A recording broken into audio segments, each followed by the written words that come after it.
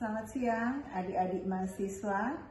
Pada saat ini kita akan kuliah analisis peubah ganda untuk mahasiswa jurusan Matematika FMIPA Unsrat dengan SKS 3 SKS.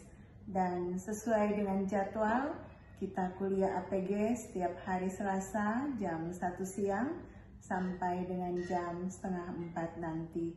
Dan senang bisa bertemu dengan adik-adik semua walaupun hanya melalui video. Dan untuk kuliah hari ini kita memanfaatkan WA group yang ada. Dan untuk daftar hadir nanti adik-adik mohon mengisi daftar hadir melalui aplikasi Google Sheet yang Cik kirimkan linknya lewat WA group. Dan aplikasi ini akan ditutup pada jam setengah 4 nanti. Sedangkan untuk materi pada hari ini adalah tentang analisis faktor yang sudah dikirimkan lewat WA group. Dan disilahkan adik-adik semua untuk dapat membaca, memahami tentang analisis faktor. Dan jika ada pertanyaan dapat dituliskan lewat WA group atau mungkin Encik nak bilang absen. Baiklah teman-teman, saat ini kita masuk dalam materi yaitu tentang analisis faktor. Namun sebelumnya perkenalkan kami dari kelompok 4 yang beranggotakan 6 orang. Yang pertama Abdi Algoni, Carlos Simangungsong, Hana Rumengan, Junianti Tamasalang, Sinta Sore, dan Weldy Trianto. Kita masuk pada pengertian analisis faktor. Analisis faktor adalah sebuah teknik yang digunakan untuk mencari faktor-faktor yang mampu menjelaskan hubungan atau korelasi antar berbagai indikator independen yang diobservasi.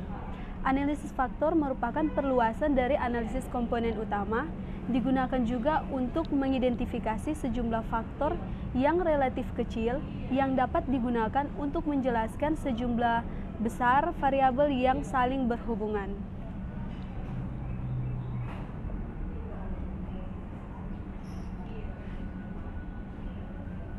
Nah, tujuan utama analisis faktor adalah untuk menjelaskan struktur hubungan di antara banyak variabel dalam bentuk faktor atau variabel laten atau variabel bentukan.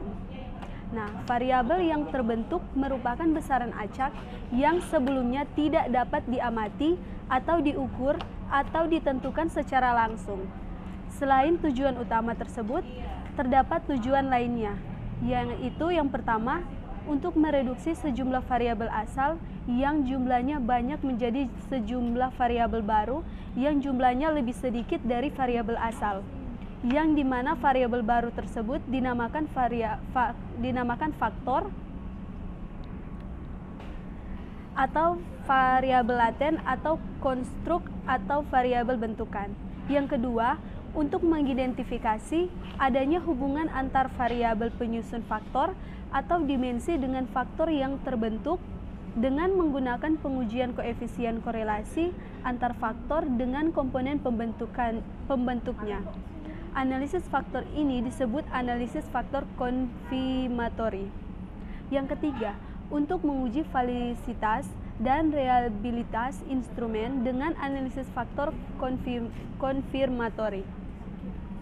Yang keempat, validasi data untuk mengetahui apakah hasil analisis faktor tersebut dapat digeneralisasi ke dalam populasinya.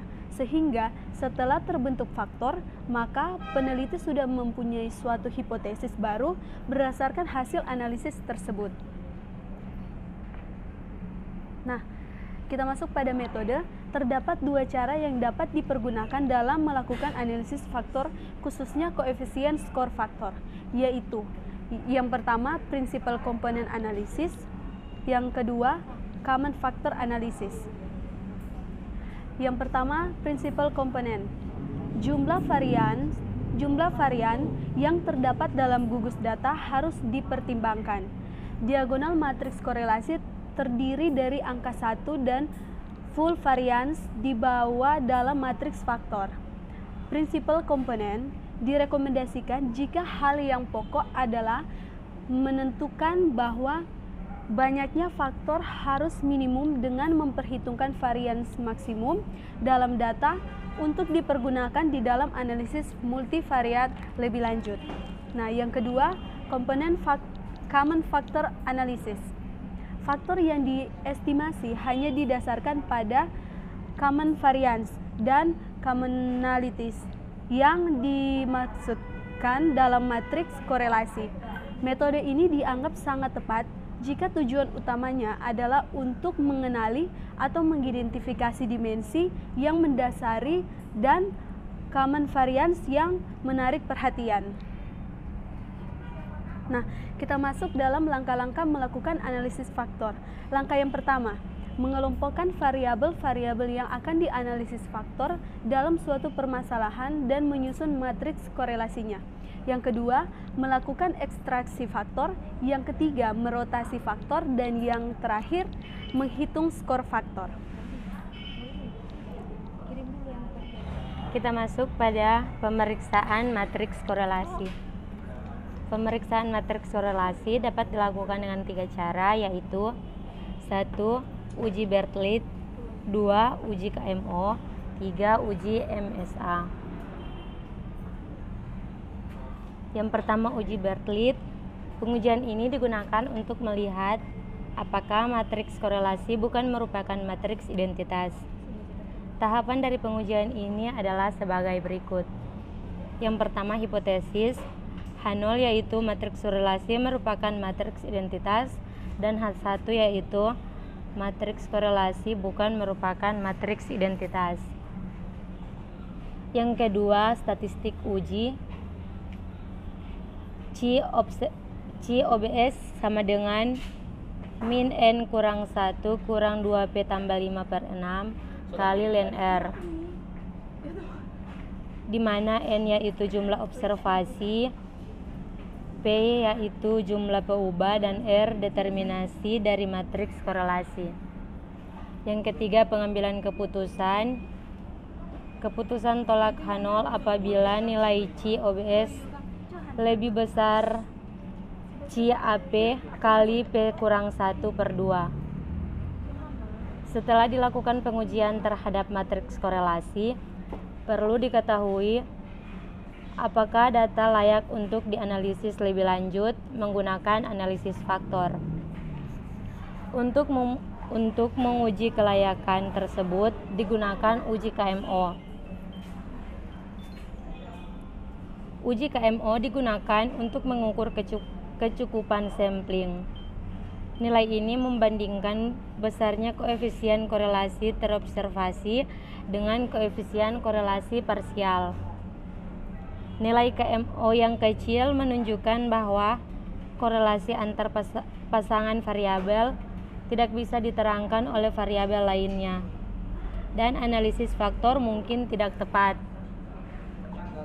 Dengan rumus KMO sama dengan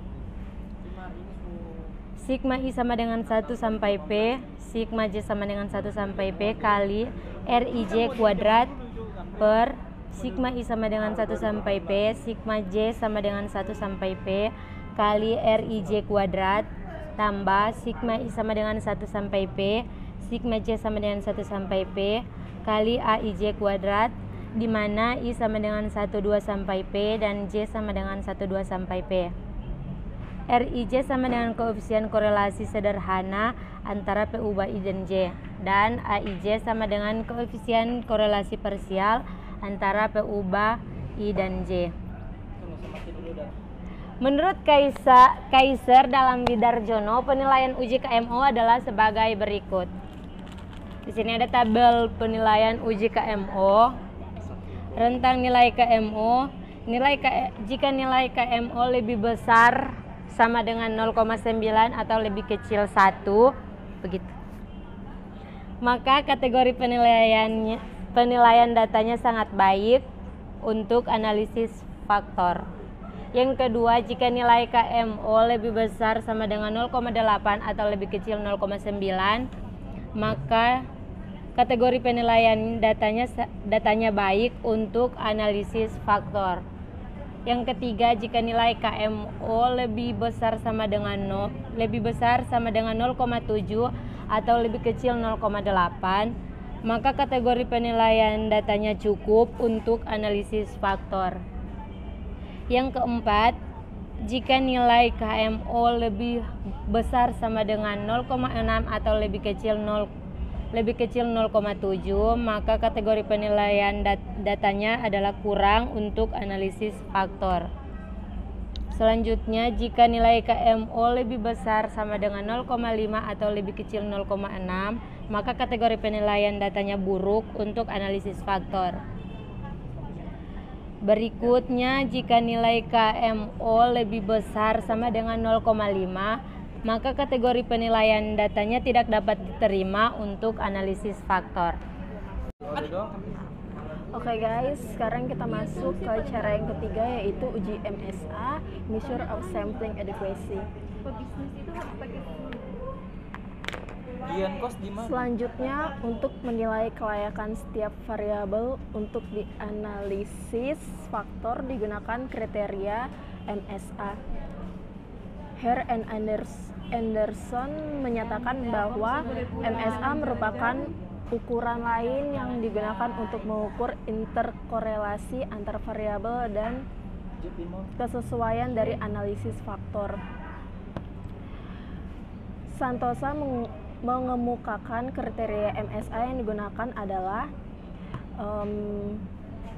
yang seperti pada tabel kategori nilai MSA ini, di mana rentang nilai MSA, jika MSA sama dengan 1, maka kriteria kategori penilaiannya variabel dapat diprediksi tanpa kesalahan oleh variabel lain. Jika MSA lebih besar sama dengan 0,5, variabel masih bisa diprediksi dan dianalisis lebih lanjut. Dan jika MSA lebih kecil dari 0,5, variabel dapat dieliminasi untuk tidak disertakan dalam analisis faktor. Hare menyatakan bahwa kenaikan nilai MSA ditentukan oleh yang pertama, kenaikan ukuran sampel, yang kedua, kenaikan korelasi rata-rata, yang ketiga, kenaikan jumlah variabel, atau yang keempat, penurunan jumlah faktor.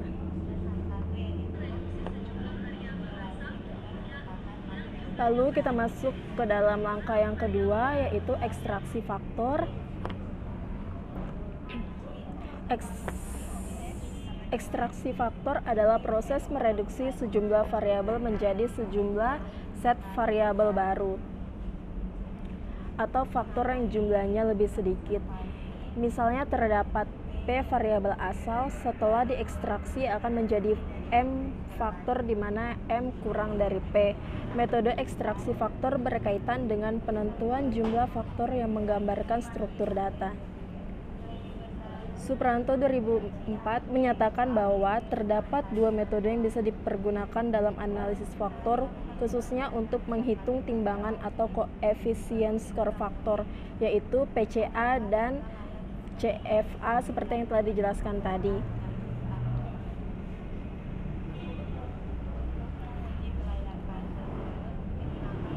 Dalam PCA, jumlah varian dalam data dipertimbangkan. Jika tujuan dari penggunaan analisis faktor adalah untuk mereduksi data dan mendapatkan jumlah faktor minimum yang dibutuhkan untuk merepresentasikan data asal, maka direkomendasikan menggunakan PCA. Di dalam Common Factor Analysis, faktor diestimasi berdasarkan common variance commonalities dimasukkan ke dalam matriks korelasi. Metode ini dianggap tepat kalau tujuan utama penggunaan analisis faktor adalah untuk mengidentifikasi secara teoritis di dimensi yang bermakna. Metode ini juga dikenal. Kak Carlos absen? Belum. Kita aja. Oke.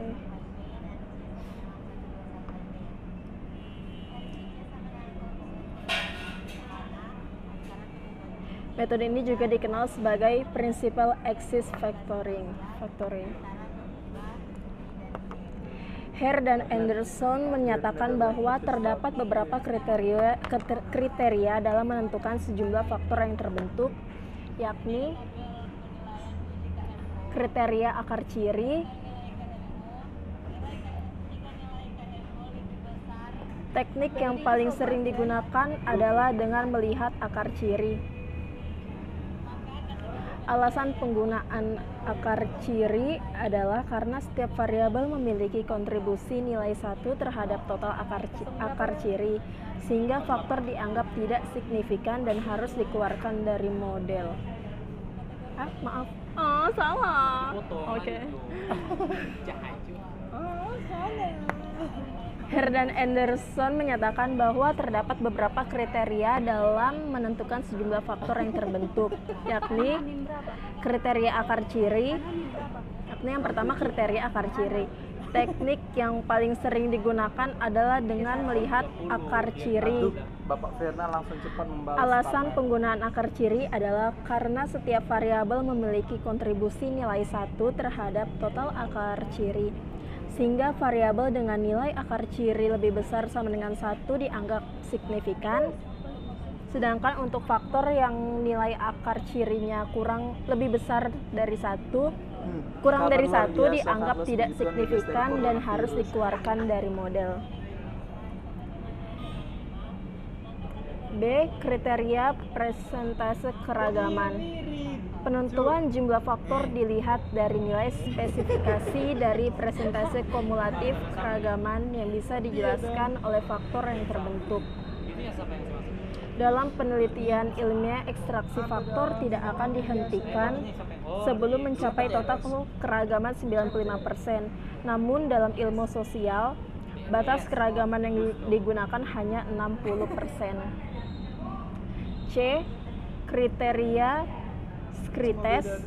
Teknik ini dilakukan dengan membuat plot antara jumlah faktor yang terbentuk sumbu horizontal dengan akar ciri sumbu vertikal. Dengan melihat bentuk dari kurva yang telah diplotkan, ditentukan jumlah faktor yang akan digunakan. Semakin melandai kurva, maka ekstraksi faktor dihentikan. Carlos. Langkah yang ketiga, rotasi faktor.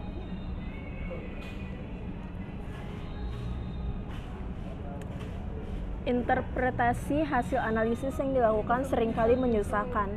Langkah penting dalam interpretasi faktor adalah rotasi faktor. Rotasi dilakukan sampai struktur yang lebih sederhana diperoleh. Dua jenis metode untuk rotasi faktor adalah ortogonal dan obliku. Rotasi ortogonal mengasumsikan bahwa faktor-faktor yang terbentuk adalah independen.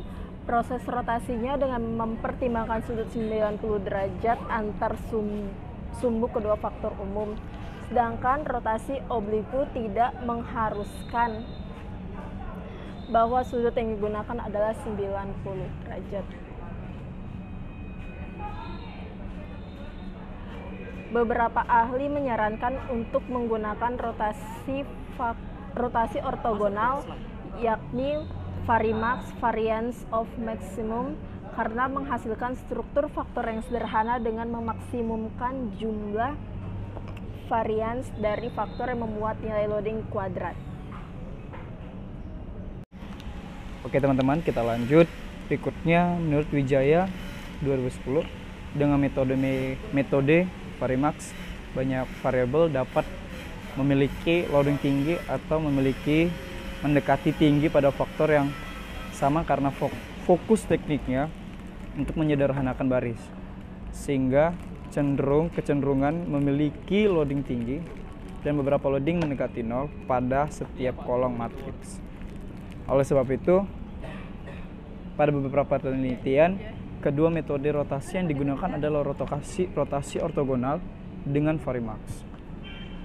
Nah, rotasi Varimax itu adalah rotasi yang memaksimalkan faktor pembobot dan mengakibatkan korelasi peubah-peubah dengan satu faktor mendekati 1, serta korelasi dengan faktor lainnya yang mendekati 0, sehingga sangat mudah untuk diinterpretasikan.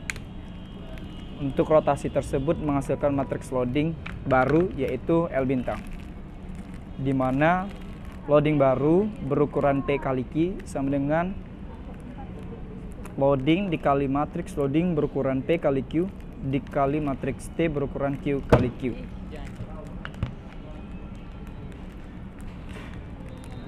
Metode keempat yaitu menghitung skor faktor.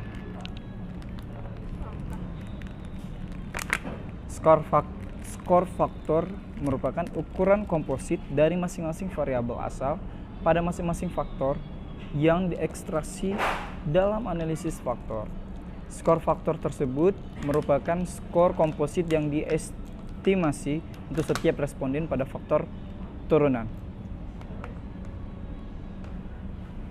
Untuk skor faktor itu biasanya dihitung jika hasil dari analisis faktor yang digunakan untuk analisis lanjutan, karena sebenarnya tanpa menghitung skor faktor, hasil dari analisis ini sudah bermanfaat, yaitu jika tujuannya hanya ingin mereduksi variabel. Perhitungan skor faktor dalam beberapa penelitian digunakan untuk mencari nilai penimbang dalam penyusunan indeks komposit.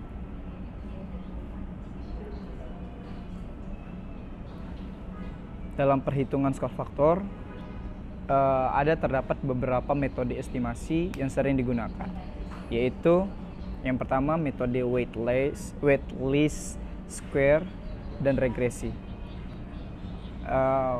Metode weight least square ini digunakan jika dalam mengestimasi nilai loading digunakan metode maximum likelihood, itu dari Johnson dan Wichern 2002. Oleh karena dalam penelitian ini estimasi nilai loading dilakukan dengan metode komponen utama, maka dalam mengestimasi skor faktor digunakan metode regresi. Estimasi tersebut dengan metode regresi dapat diperoleh dengan berikut, guys. Nah, seperti yang ada di sini. Ya. Rumusnya di sini. Boleh kita lihat dengan penjelasan.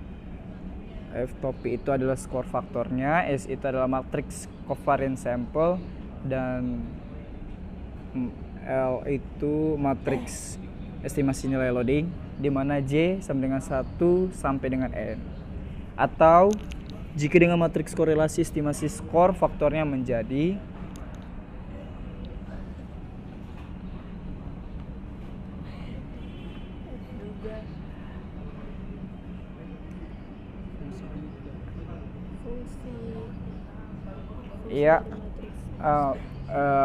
matriks F berukuran N kali P itu sama dengan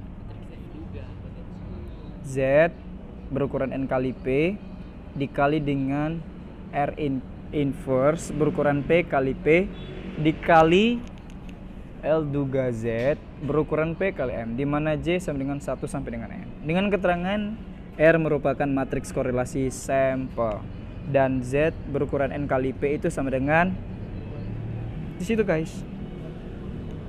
Oke. Ini dia matriksnya, contoh matriksnya, dan skor faktor yang telah diperoleh pada analisis faktor ini selanjutnya digunakan keperluan analisis dan inferensia sesuai kebutuhan penelitian. Jadi kita masuk di contoh kasus.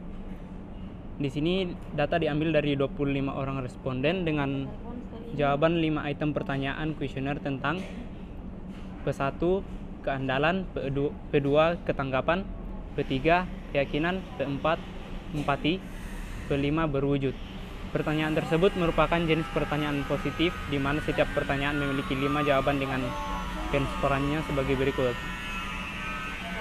Pertama, sangat tidak puas, itu skornya 1, kurang puas skor 2, cukup puas skor 3, puas skor 4, dan sangat puas skor 5.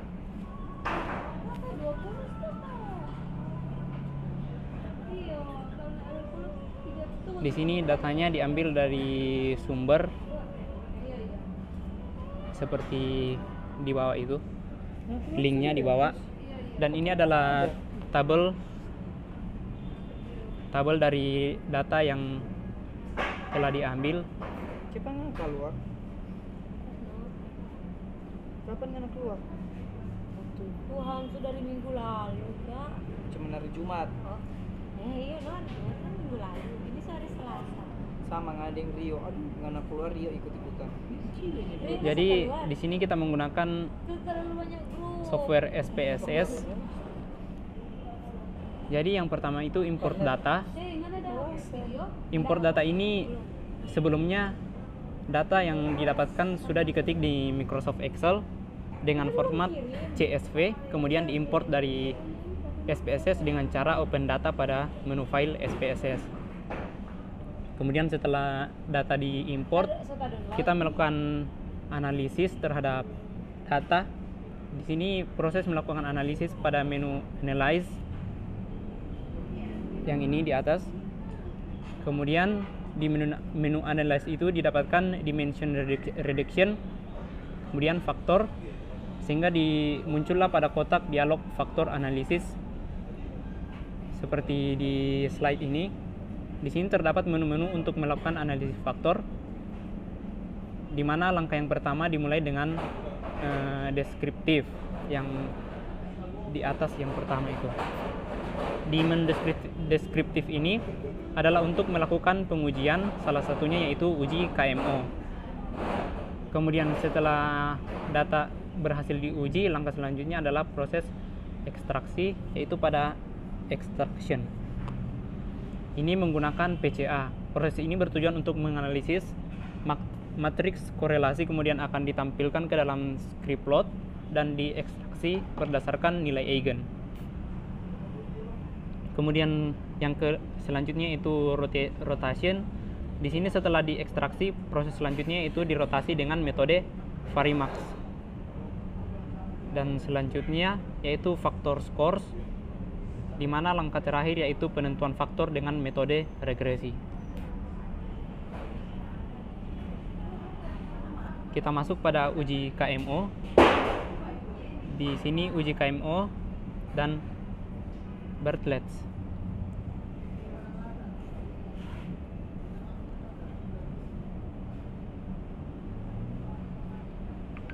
Jadi di sini didapatkan tabel output KMO dan Bartlett's test. Di sini berguna untuk mengetahui kelayakan suatu variabel apakah dapat diproses lebih lanjut menggunakan teknik analisis faktor atau tidak. Caranya dengan melihat nilai KMO MSA. Jika nilai KMO MSA lebih besar dari 0,5, maka teknik analisis faktor dapat dilanjutkan. Jadi berdasarkan output di sini nilai KMO MSA-nya itu 0,681.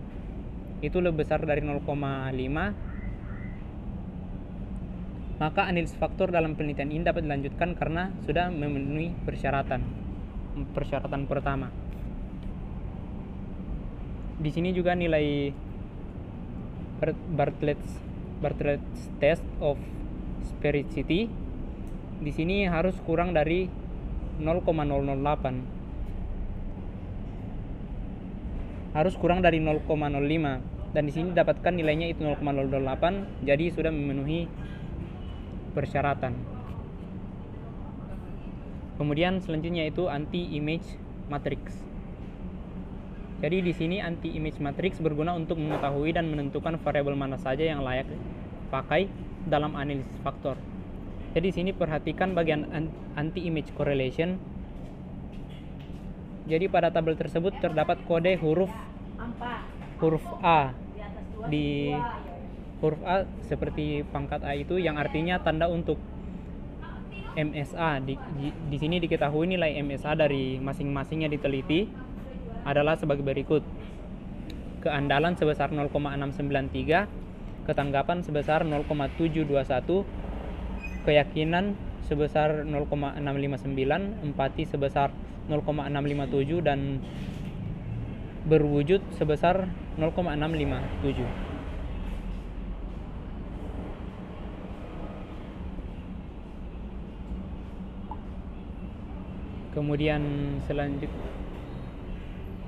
Selanjutnya itu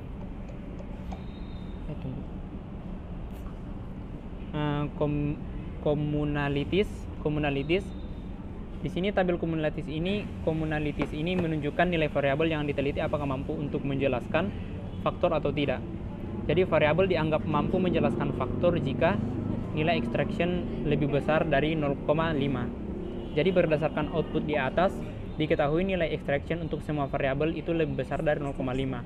Jadi dengan demikian disimpulkan bahwa semua variabel dapat dipakai untuk menjelaskan faktor. Selanjutnya yaitu total variance explain. Jadi di sini tabel total variance explain ini menunjukkan nilai masing-masing variabel yang dianalisis. Jadi dalam penelitian ini ada 5 variabel, berarti ada 5 komponen yang dianalisis.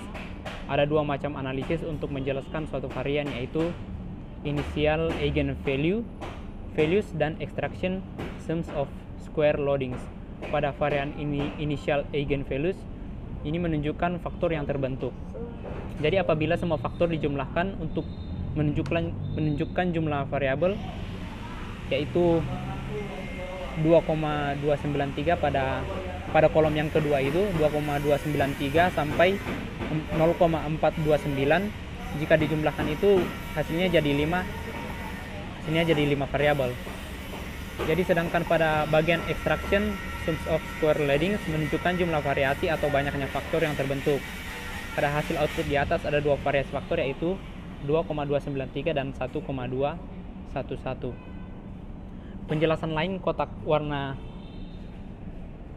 hijau berdasarkan tabel output total variance explain pada bagian initial eigenvalue itu, maka ada 2 faktor yang terbentuk dari 5 variabel yang dianalisis.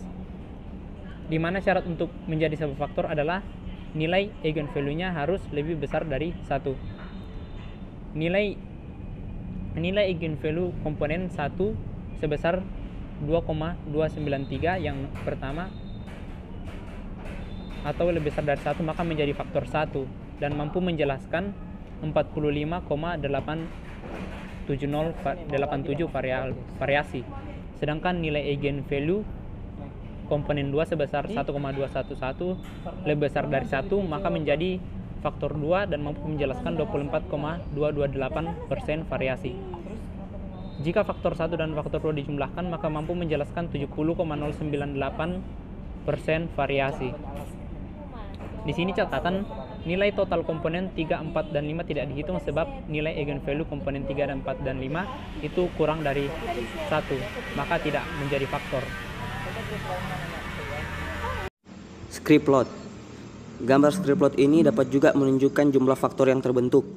Caranya dengan melihat nilai titik komponen yang memiliki nilai eigenvalue lebih dari 1.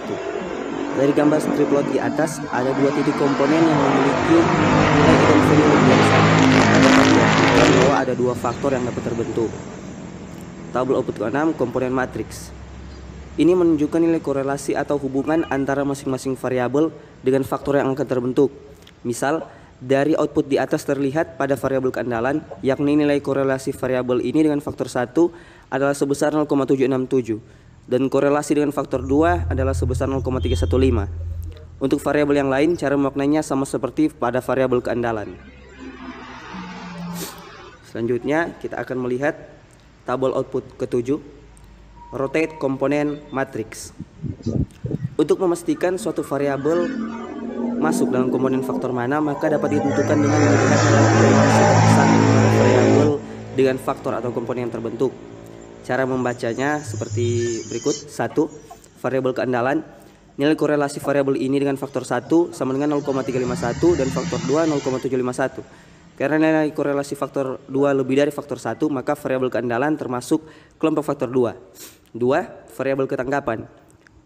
Nilai korelasi variabel ini dengan faktor 1 0,417 dan faktor 2 0,685. Karena nilai korelasi faktor 2 lebih dari faktor 1, maka variabel ketangkapan termasuk kelompok faktor 2. 3. Variabel keyakinan. Nilai korelasi variabel ini dengan faktor 1 sama dengan minus 0,225 dan faktor 2 0,809. Karena nilai komponen korelasi faktor 2 lebih dari faktor 1, maka variabel keyakinan termasuk kelompok faktor 2. 4. Variabel empati. Nilai korelasi variabel ini dengan faktor 1 0,851 dan faktor 2 0,101. Karena nilai korelasi faktor 1 lebih dari faktor 2, maka variabel empati termasuk kelompok faktor 1. 5. Variabel berwujud. Nilai korelasi variabel ini dengan faktor 1 0,851 dan faktor 2 0,101. Karena nilai korelasi faktor 1 lebih dari faktor 2, maka variabel berwujud termasuk kelompok faktor 1. Nah, seperti berikut. Kemudian kita akan melihat dari pembahasan di atas, ada kesimpulan yang dapat diambil dalam analisis faktor ini adalah sebagai berikut. Variabel faktor yang terbentuk ada 2. Yang faktor 1 variabelnya empati dan berwujud, 2 keandalan, ketangkapan, dan keyakinan. Kemudian komponen transformation matrix. Pada komponen 1 nilai korelasi sebesar 0,735 lebih dari 0,5 dan komponen 2 nilai korelasi sebesar 0,735 lebih dari 0,5. Karena nilai korelasi semua komponen lebih dari 0,5, maka kedua faktor yang terbentuk ini dapat disimpulkan layak untuk merangkum kelima variabel yang dianalisis. Berikut adalah tampilan data view variabel baru dengan nama fak1 1 dan fak2 1. Terima kasih.